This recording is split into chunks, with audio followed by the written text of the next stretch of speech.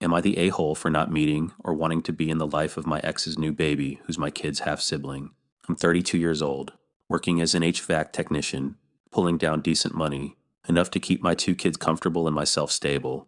The story I'm about to tell you started a couple of years back, in 2022, when my world got flipped on its head. My ex, she's 30, and I called it quits because she cheated on me. Not just with anyone, but with my ex-best friend, John. Yeah, John, you tell me who the bigger scumbag is there. I say John. Hands down, but she's right up there, too. Especially knowing it was him. It's a gut punch when you find out someone you trusted, someone you considered a brother, stabs you in the back like that. We had two kids together, an 8-year-old and a 6-year-old.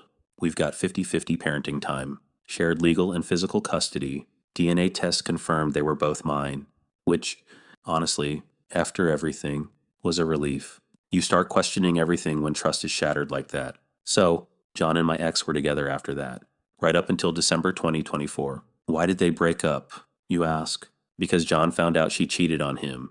Once a cheater, always a cheater. I guess it's almost comical, in a fucked up way, how these things come full circle.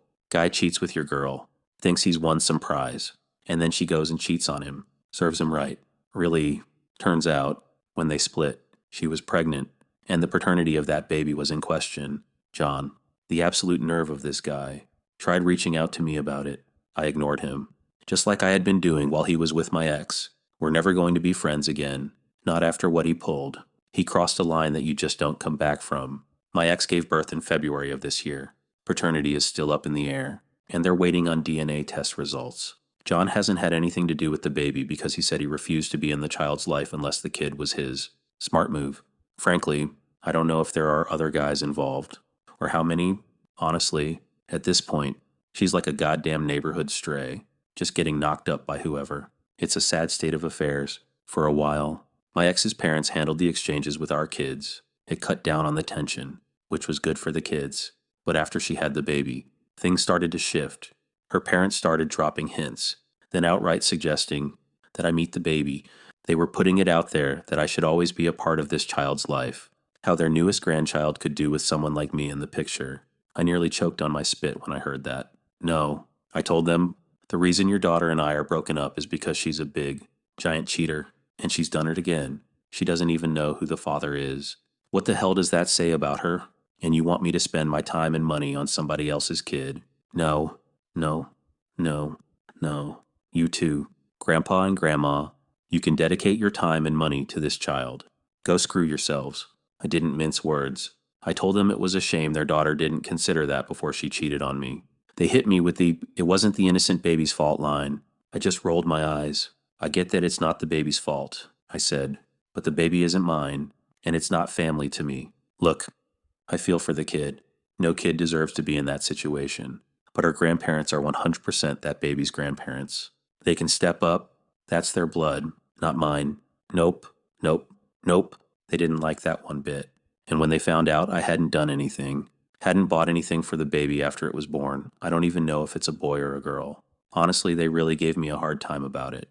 That's when I told my ex, straight up, that if it continued, I would file a modification with the court to have someone else nominated to handle the exchanges. I'd do it too. If every time they exchange the kids, her parents are going to give me grief, I'll tell them to go to hell. I'd take it to the next level. Shut their traps for good. She called me a dick. Interesting choice of words, considering she's all up in everyone else's. Well, you get the picture. I've been documenting everything since this whole thing started. The comments, the demands, it's all in a file. Now, they're smarter about it. They don't say this stuff during exchanges anymore. They corner me at the grocery store or on the street, trying to hit me up. A few weeks ago, my ex actually reached out and asked me for $500. She said it was for formula, diapers, and some rash treatment for the baby. $500. Just like, oh, I'll just go pull the money from the tree. I quickly said no. It's not my kid. It's her problem. I'm sure she can find some other sucker to give her money, or she can go to her mom and dad.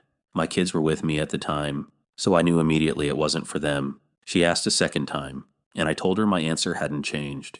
You wouldn't be in this position if you hadn't cheated on me, I said. Then, last week, her parents tracked me down when I was buying paint for a project. They unleashed all their anger on me. furious that I was refusing to be in the baby's life or even meet the baby. It was a goddamn ambush. I need to get a restraining order or something. But then again, if they're supposed to do the custody exchanges, it complicates things. I need to talk to my lawyer about what I can do, because I can't keep dealing with this crap. Maybe the court can order that she handle the exchanges, or some third party. I don't know what the solution is, but something needs to change. They started telling me that John wouldn't be a good father, whether he was the dad or not, and that nobody else wanted to know the baby. They said, "You're already a dad, and the kids could be raised together, but you won't even be an uncle for this child." They called me selfish, a piece of crap, saying they knew I could do better. Again, you owe whole grandparents. You can be in the life of this child. You cough up the 500 times. Take it out of your freaking retirement accounts or your social security payments. Not my problem. Then they hit me with, "Now you're the father of this baby's half-siblings, and your kids will never embrace the baby if you don't." They think it's crazy for me to expect me to have anything to do with this child, and it is crazy to expect me to embrace and love this child. The baby is innocent, sure, but I'm not a member of that family. Her parents don't want to acknowledge that their daughter is a piece of garbage. Yeah, the baby is my children's half-sibling, but that doesn't mean it's my child or anything by association. That's how I see it.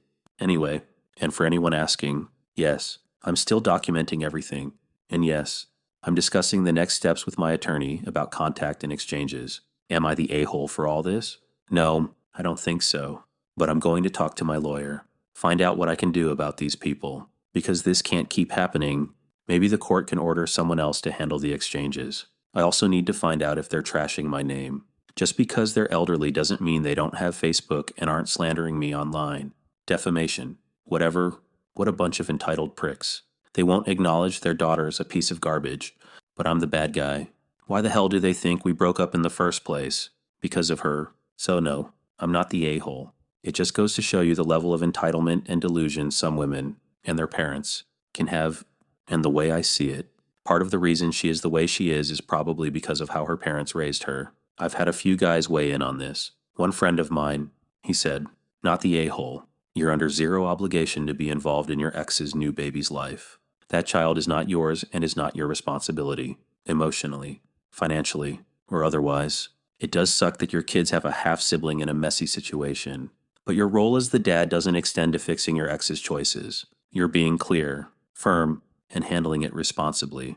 Keeping boundaries doesn't make you a bad person. It makes you sane." He's right. You gotta have boundaries. Man, because the next thing you know, if I was helping her out with this kid, she'd have another one, and it would be the same damn thing all over again. Another buddy, he said, not the a-hole. The baby has a father. If it's John, it's John's problem. Let them call John the piece of shit. If it's some other loser or her lover, she should track him down and make him pay the $500 if it's his own child. All this is none of your business. And if the mom is financially unable to take care of the children, you might ask the court to let you take your two off her hands. Then she can provide for just one and pay child support to you, which will cost her much less than juggling 3 kids. Now there's an idea. Get the 2 kids so she can't pay for them, and then she'll have her own money for the 3rd child, whose father nobody knows, but pride, that's not going to happen. Another guy told me I need to explain to them that I'll be requesting all communication to go through my lawyer if they continue to try and push another man's child on me. You're not the one having affairs and breaking up families. How John acts is not your fault or obligation to step in. And this last one, it stuck with me. This guy, he said, years ago, I worked at a law firm that practiced family law. It was hilarious to me when women would use their appointments with their lawyers to complain about their exes not wanting the financial and parental obligations for children who did not belong to them. I remember even writing in an affidavit to the courts that a father didn't want parenting time with a child that was not biologically his. It was so sad to read, but at the same time, what did these women expect? They expected everything, and that's what they expect. Everything, without any accountability. This whole mess has been a real eye-opener. It reinforced everything I learned about setting boundaries and sticking to them. It's not about being a bad guy. It's about not letting yourself get walked all over. My focus is on my kids. The 2 I know are mine, and making sure they're good. This other kid, that's not my cross to bear, no matter how much they try to guilt me into it.